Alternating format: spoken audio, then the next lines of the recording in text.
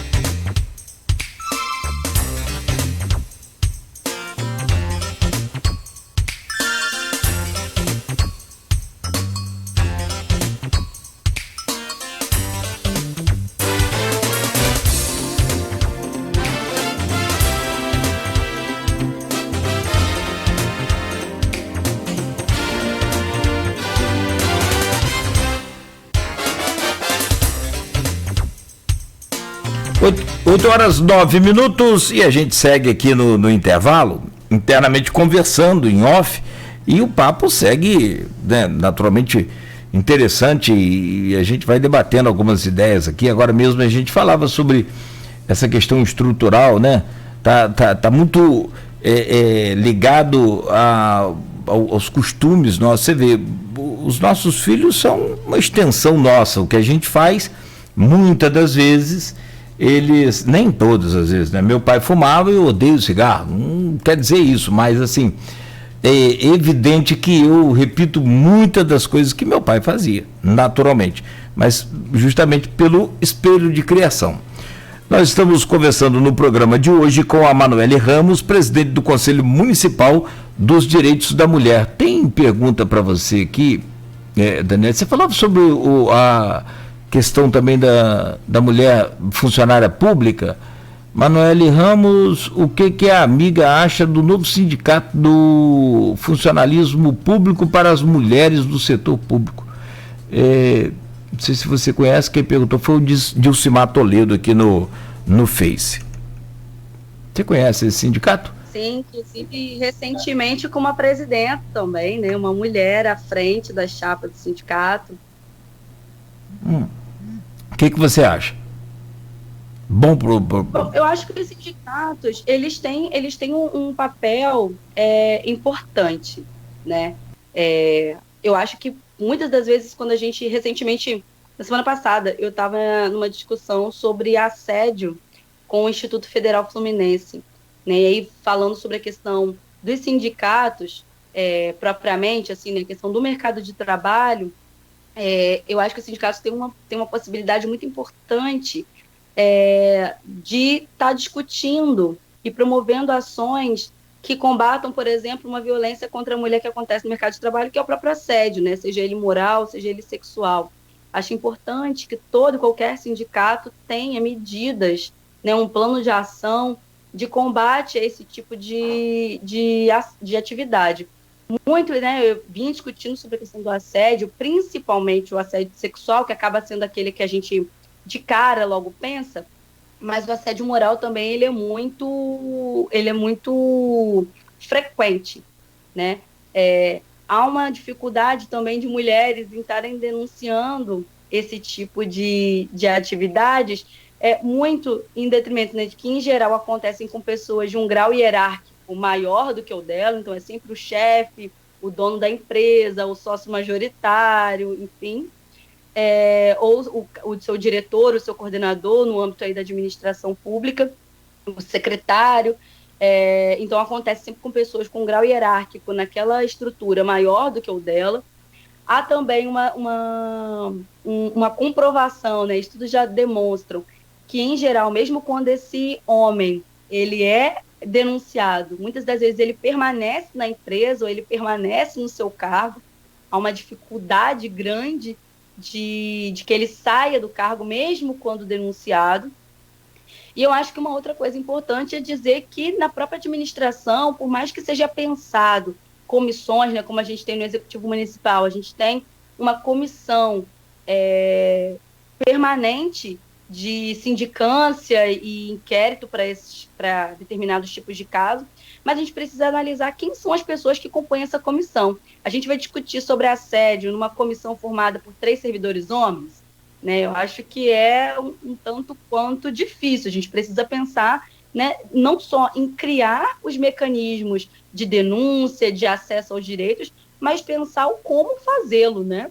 Porque em casos envolvendo violência contra a mulher, por exemplo, e eu estou considerando assédio essa forma de violência, é necessário que você tenha mulheres funcionárias compondo essas comissões para que a mulher se sinta, né, acolhida e resolva prosseguir com essa denúncia. Então, eu penso que os sindicatos eles têm uma importância no sentido de poder apontar esses caminhos, né, de favorecer, de fomentar com que mulheres ocupem os cargos de alto escalão, até mesmo na própria administração pública, porque a gente sabe que muitas das vezes, quando a gente vai analisar o secretariado, num geral, a gente tem uma grande maioria masculina, uma reduzidíssimo número de mulheres, e se a gente for analisar pessoas negras, sejam homens negros ou mulheres negras, é ainda pior, né? E isso demonstra como que a sociedade pensa, né? Isso demonstra quem são as pessoas que são visibilizadas para ocuparem altos cargos. E aí, quando a gente fala desse racismo, desse machismo estrutural, a gente está dizendo isso. Somos todos iguais, né? Para a lei, para a legislação. Entretanto, quando a gente analisa quem são as pessoas colocadas nos altos cargos, no alto escalão, né, a gente permanece reproduzindo valores, sim, machistas, racistas, etc. Então, a gente fomentar com que pessoas negras alcancem determinados cargos, que mulheres alcancem determinados cargos, que rompa com esses valores de que mulher não é capaz de decidir, não é capaz de gerir, né? A gente está favorecendo com que esses valores igualitários de fato se manifestem na sociedade. Inclusive a gente tinha separado o último bloco, a gente vai falar mais detalhadamente sobre isso e até o seu pensamento sobre a participação da mulher na política de uma forma em geral, não na política partidária só não, na política como você disse aí agora, de uma forma trabalhando no executivo, por exemplo, e isso tudo aí, esses dados aí que você passa agora pra gente, que a maioria realmente é masculina, e se for considerar, né, ainda a questão da pele, aí você vai ter um número reduzidíssimo de mulheres negras participantes desses cargos aí. E isso tudo porque levar em consideração, né, Manuela, porque isso tudo o país tem a população maior nossa é negra, a quantidade de percentual é muito maior. Então, você imagina se não fosse, hein? Né? Exatamente. Sobre essas ações do Condim, eu gostaria que você comentasse. Você está 1 ano à frente do Conselho Municipal dos Direitos da Mulher. Nesse 1 ano, como é que você vê a sua luta? Você avalia como positivo? Valeu a pena? Está valendo a pena? E aí a gente entra nas ações que estão sendo feitas agora e quais os caminhos que a mulher pode percorrer, alternativas mais fáceis, por exemplo, à delegacia da mulher, como essa questão das farmácias que você citou. Sim. Bom, é sempre difícil quando a gente se autoavalia, né? Mas, para mim, enquanto mulher, né, pertencente ao movimento social, movimento negro em particular, tem sido um processo de muita aprendizagem, tá, à frente do Conselho, né? E a gente vinha conversando nesse intervalo, onde eu não me canso de dizer, né, que nessa gestão do Condim, a gente tem um trabalho coletivo sendo realizado de maneira muito bacana, né? Tanto com as organizações da sociedade civil, quanto com as representantes das pastas governamentais e do legislativo, que também tem uma cadeira, enquanto poder público. E eu digo isso porque, em geral, a gente observa em alguns conselhos uma dificuldade muito grande no diálogo entre esses dois setores, da sociedade civil e dos órgãos governamentais. E as relações acabam acontecendo de maneira muito truncada.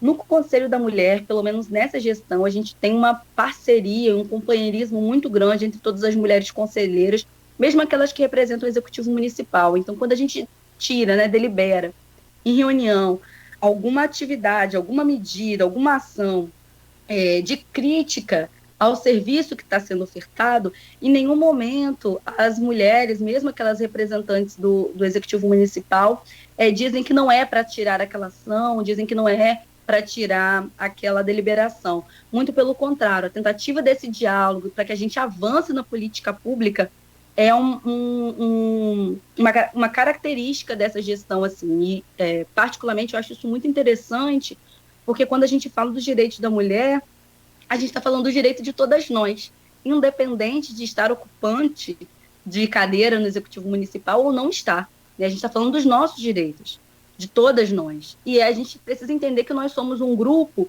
aí nós temos 22 conselheiras titulares e mais 22 suplentes, é um conjunto de 40, né, mais ou menos, de 44 conselheiras, mas que nós somos ainda um grupo diminuto em relação ao quantitativo de mulheres em Campos, e posso até dizer que é um grupo, de certa forma, privilegiado, porque muitas das mulheres não têm condições de tempo, por conta de trabalho, de afazeres domésticos, de afazeres com filhos, etc., de estar participante da vida pública, da vida política nesse sentido, né? E entendendo política dessa forma macro de pensar, não só política partidária, mas de participar desses espaços. E o Conselho, enquanto um Conselho de Direito, é um espaço de participação social muito importante, né, de fiscalização, de proposição, de estar promovendo esses diálogos. Então, eu considero muito bacana. Eu sempre me balizo pelos comentários dos outros, né? Como eu disse, é difícil a gente se autoavaliar. A gente tem tido um retorno muito positivo com as ações do Conselho.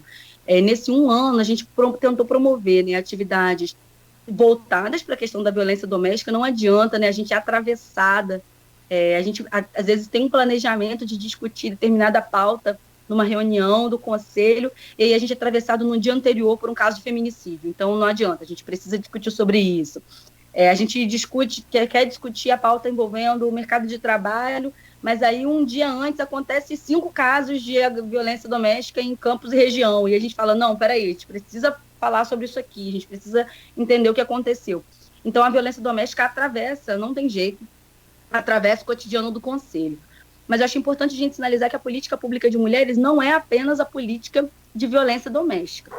E aí eu sinalizo isso como uma reflexão para que a gente faça, porque em Campos, a política pública de mulheres acaba sendo materializada apenas com relação à questão da violência doméstica. E isso é algo, para mim, traz um prejuízo muito grande para a gente pensar a perspectiva do direito das mulheres. E eu digo isso porque a questão da violência doméstica, ela tem diversos determinantes, né? E aí, como a gente estava discutindo aqui, né, que essa sociedade ela vai se estruturando aos poucos e com ações muito pequenas com relação ao machismo, é justamente quando a gente consegue pensar o direito das mulheres em âmbito maior, em âmbito macro, que a gente talvez consiga dar, inclusive, soluções para a questão da violência doméstica. Então, a gente está pensando violência doméstica, e ainda assim, de forma muito pontual, muito truncada muitas das vezes, com uma rede que não se conversa, às vezes, muito bem.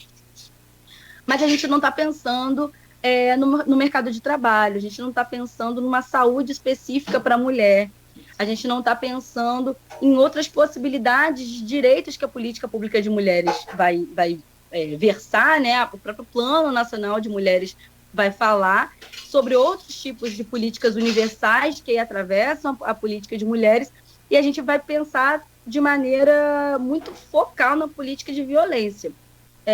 E isso não permite, muitas das vezes, que a gente consiga ter uma compreensão do todo para achar determinadas soluções. Então, é ruim quando a gente só pensa, né, aqui em Campos, ao longo das gestões, né, como uma política do Estado em âmbito local. A gente pensa a política de mulheres só com relação à violência doméstica, a gente tenta fazer uma ruptura com isso e propor outras medidas em outras políticas, mas a gente acaba sendo atravessado, inclusive, o próprio a própria, como que eu posso dizer, divulgação desses trabalhos do CONDIM, a gente acaba conseguindo muito mais fácil quando a gente vai tratar de violência doméstica do que quando a gente vai tratar de outras temáticas que são tão importantes quanto. Falando sobre a questão da campanha que você sinalizou, né, de denúncia da violência doméstica nas farmácias, vou apresentar, né? Não sei se as pessoas já visualizaram, mas em algumas emissoras de grande porte a gente está tendo, inclusive em horário nobre, a divulgação dessa campanha, onde mostra uma mulher fazendo um X vermelho na palma da mão e mostrando para um atendente na farmácia. Essa é uma campanha do CNJ, que é o Conselho Nacional de Justiça, onde recentemente, né, eu, enquanto presidente do conselho, a gente tem um fórum estadual dos conselhos municipais do estado do Rio de Janeiro, que é articulado pelo Conselho Estadual dos Direitos da Mulher, o CEDIM, da presidenta Helena Piragibe, e a gente participou no final de junho de uma atividade que contou com a participação de várias mulheres que integram essa rede de proteção das mulheres no estado do Rio de Janeiro, dentre elas a Adriana Mello, que é representante do Conselho Nacional de Justiça, apresentando essa campanha. E a campanha, resumidamente, é isso: a mulher poder fazer um X vermelho e mostrar a mão com esse X vermelho a um atendente da farmácia, que ele tomaria as medidas cabíveis.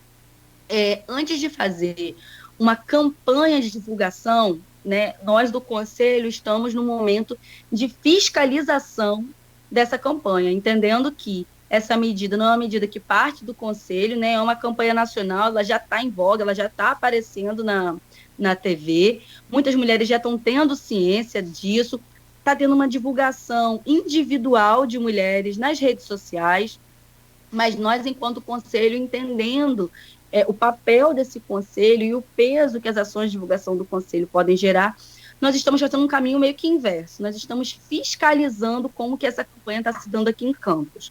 Então, todas nós, conselheiras, né, estamos numa articulação de fiscalização conjunta, e aí a gente é defensora do isolamento social nesse período de pandemia, então nós estamos fazendo nas farmácias dos nossos bairros, porque tem uma parceria da Abrafarma, que é a Associação de Farmácias Nacional, com o Conselho Nacional de Justiça.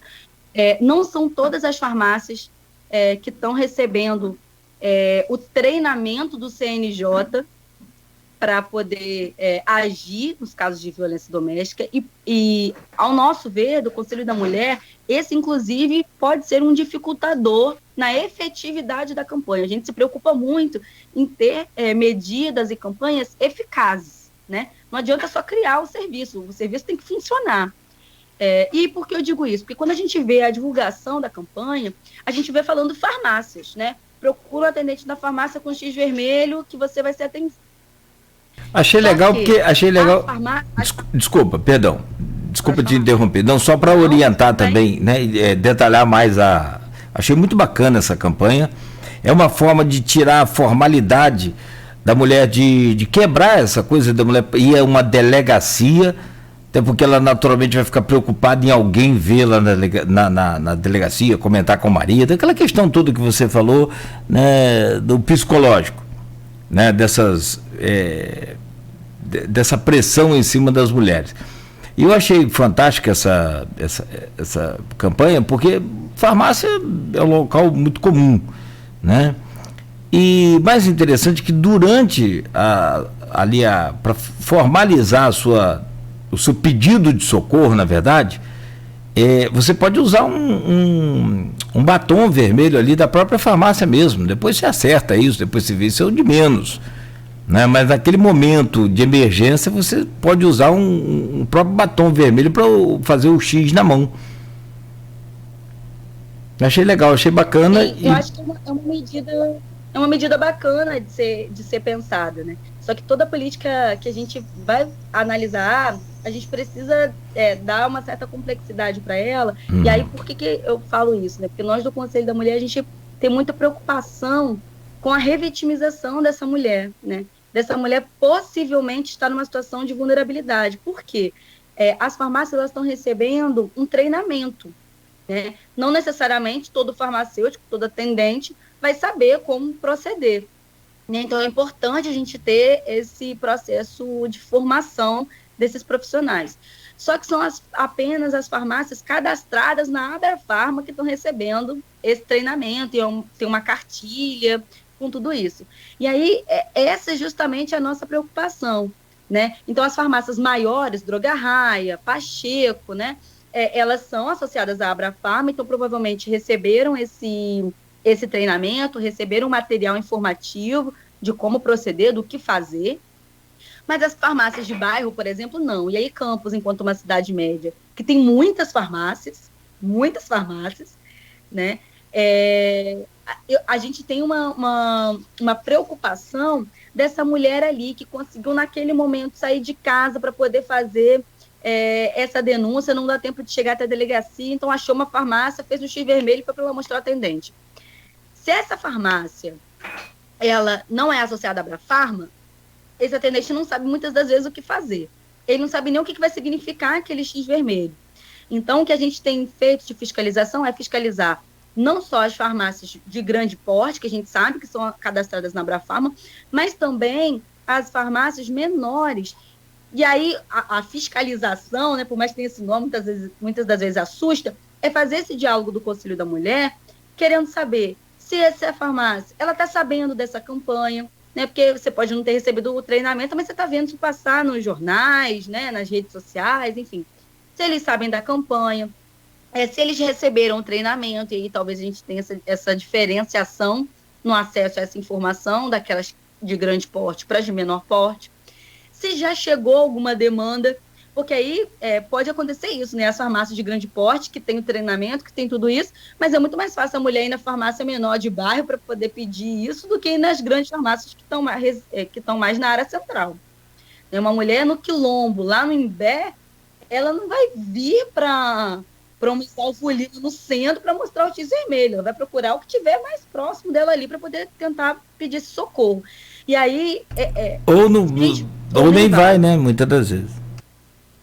Exatamente. Então, por isso que a gente tem, de certa forma, tentado analisar a efetividade dessa campanha. Claro, é extremamente importante. Quanto mais se pensa em campanhas e medidas de ação, de enfrentamento a essas formas de violência, isso é fundamental, né? Mas a gente também precisa entender se isso está sendo eficaz ou não, quais são as possíveis entraves. E aí, se a gente identifica as entraves, como que a gente pode estar fazendo para sanar. E aí, por exemplo, né? E aí é uma proposta do Conselho, da gente ver que determinadas farmácias de menor porte, mas que talvez sejam mais acessíveis às mulheres nos bairros, de estar fazendo isso. Se elas não receberam treinamento, de propor, de repente, enquanto o próprio Conselho da Mulher, fazer esse treinamento com essas farmácias, porque isso pode chegar nelas, e aí essas pessoas precisam saber como agir, né?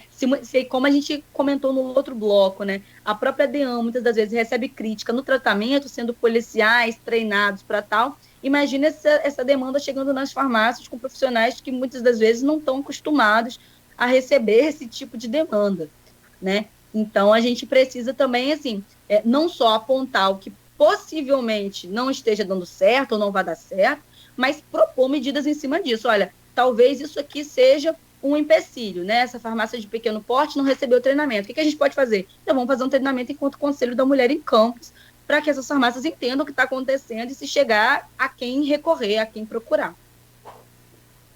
Tem uma campanha no sul do país, acho que é Santa Catarina, eu acho também muito bacana. Tudo começa com um grito, e aí diz lá daquele início da violência que você falou no começo do programa. Tudo começa com um grito, mas, porém, jamais pode acabar em silêncio. Então, é outra forma também. Tem um número 180, esse número é para denúncia contra a violência contra a mulher, e você tem acesso aos dados desse número, por exemplo, o número de solicitações, se anda bem, se anda funcionando, porque eu entendi a sua fiscalização e acho fantástico, porque não é só o papel de divulgar a campanha e dizer, tá aí a campanha, nós fizemos a campanha, tá bacana, tá legal, tá atendendo aí coisa, mas e tá funcionando a campanha? Porque de repente você chega com um X na mão numa farmácia, fica lá com a pessoa vai falar, essa pessoa tá maluca. Então o que esse X na mão? Se não souber, é natural, é normal que a gente, né, reaja dessa forma. Tem esses controles, por exemplo, desses 180, você fiscaliza isso também? Tem como, né? Se é que é possível? Sim. Uma das ações do Conselho da Mulher tem sido, junto com a Secretaria de Desenvolvimento Humano e Social, que tem agora, né, na gestão da Priscila Marins, efetivar de forma mais acessível os números de denúncia de violência doméstica. Esse 180 é um número do Centro Integrado de Atendimento à Mulher. Os registros feitos no 180, eles são repassados à delegacia especializada para que possa haver o processo investigativo. Né? A gente sempre sinaliza que em casos de emergência está acontecendo agora a agressão. Você que é vizinho ouviu um pedido de socorro na rua, enfim, casos emergenciais, a gente sempre sinaliza, né? O número a ser ligado é o 190, é o número da polícia. Eles têm a atribuição de fazer essa checagem imediata no local. Né? A gente também tem o 180, por exemplo, sou diretora de uma escola, né, e considerando se a gente não tivesse um período de pandemia, sou diretora de uma escola e a minha aluna relatou que o pai bateu nela e na mãe e tal, e eu preciso fazer uma denúncia, aquilo não está sendo naquele momento. Você pode ligar a 180 e registrar essa denúncia para poder isso ser investigado, né, pelo órgão competente. Mas a gente também tem o próprio número da DEAN, que também faz diligências para flagrante e tudo mais. A gente tem o número da Patrulha Maria da Penha para mulheres que tenham medida protetiva. Então, o número da Patrulha Maria da Penha é concedido apenas para aquelas mulheres que já registraram a ocorrência, que já solicitaram a medida protetiva do seu agressor, e aí a Patrulha Maria da Penha vai fazer uma fiscalização dessa medida protetiva, para saber se esse agressor está cumprindo isso ou não, e aí possivelmente fazer prisões em flagrante, né, caso isso não esteja acontecendo, que há casos em que o agressor, mesmo tendo a medida protetiva, ele invade a casa da mulher, ele volta a agredi-la. Então a Patrulha Maria da Penha pode ser acionada nesses casos em que a mulher já tem medida protetiva. Que aí é o 180, nesse caso. A patrulha... Não, esse é o 190. A Patrulha Maria da Penha funciona para um outro número próprio da patrulha e que é concedido apenas às mulheres que têm medida protetiva. Perfeito, entendi. O 180 é quando você pode denunciar determinados tipos de casa e ele é repassado para o órgão competente, né, para a polícia, para que haja uma investigação do caso. Então, por exemplo, eu fiquei sabendo que possivelmente na casa de alguém haja violência doméstica, né? Eu ouvi esse relato, eu ouvi o hematoma naquela pessoa, e ela sinalizou que era violência. Eu posso denunciar para o 180 e isso vai ser investigado. Mas se aquilo estiver acontecendo naquele momento, é importante a gente sinalizar que o número a ser ligado é o 190, né? Ou o número da própria DEAN. Tem também o número da DEAN. Na página do Conselho da Mulher, pelo Instagram e pelo Facebook, a gente tem a divulgação de todos os telefones disponíveis. Os CREAS aqui em Campos, que é o serviço na assistência para atender a mulher vítima de violência e a sua família, a gente tem lá também disponibilizado o telefone dos 3 CREAS, porque os CREAS funcionam de acordo com o território aqui em Campos, né? Então meio que há uma divisão desses bairros, do território de Campos, em bairros para atendimento de cada CREAS, mas tem lá os telefones também disponíveis dos CREAS, onde você pode buscar orientação e atendimento. Recentemente, a Secretaria de Desenvolvimento Humano e Social disponibilizou um telefone que funciona no período noturno e aos fins de semana também, porque a gente entende que a violência doméstica, muitas das vezes, acontece nesse momento, né? Na sexta-feira à noite, no fim de semana, acaba acontecendo muito nesses casos. Então, tem também um telefone disponível para esses períodos do dia. Bom, só para a gente fechar esse bloco, são 8h36, durante essa pandemia as atividades externas estão naturalmente suspensas. Como que você está arrumando aí, o que você está fazendo para superar essas dificuldades, por exemplo? Sim, antes da pandemia, a gente estava num processo de construção de uma conferência municipal dos direitos da mulher, entendendo as conferências, né, como esses espaços também de pensar a política pública com mulheres de diversas vivências, experiências, diferentes localidades, diferentes identidades.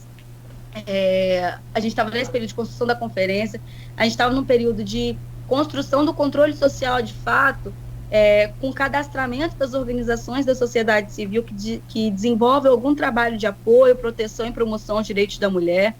Então, todas essas medidas, de certa forma, ficaram temporariamente suspensas por conta do decreto municipal.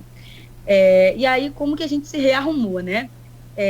Eu vou voltar uma fala sua no final do último bloco, quando você falou que informação é poder, né? A gente acredita muito nisso.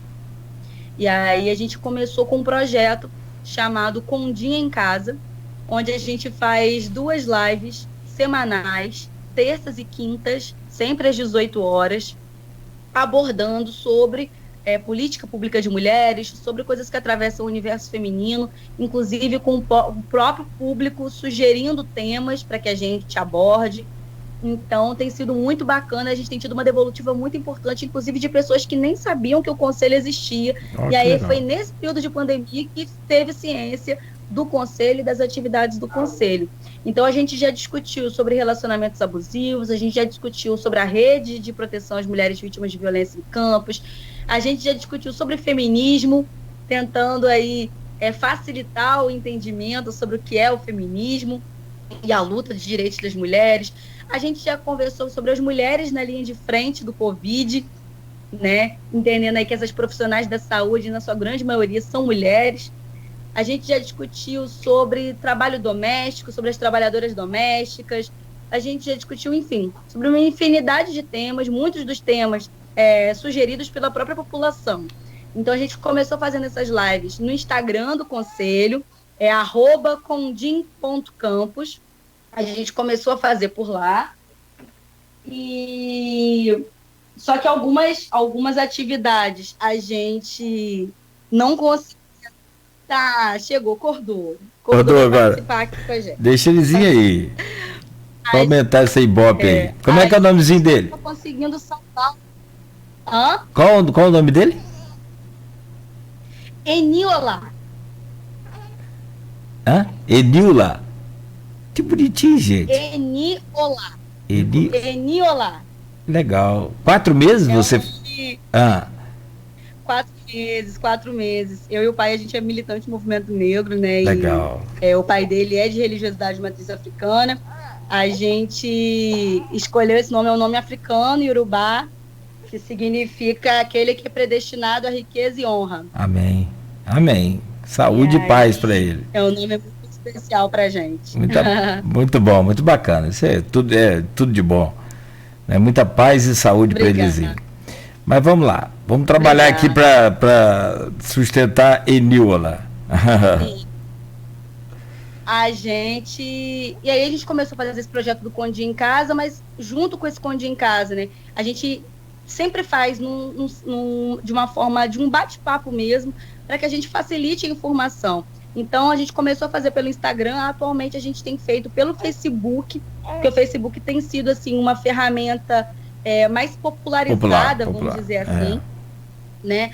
O Instagram tem uma pegada muito de público-alvo jovem, né? Então, a gente entende que é importante utilizá-la também, mas não dispensar o Facebook. Então, em geral, a gente divulga os vídeos do Condinha em Casa no Facebook.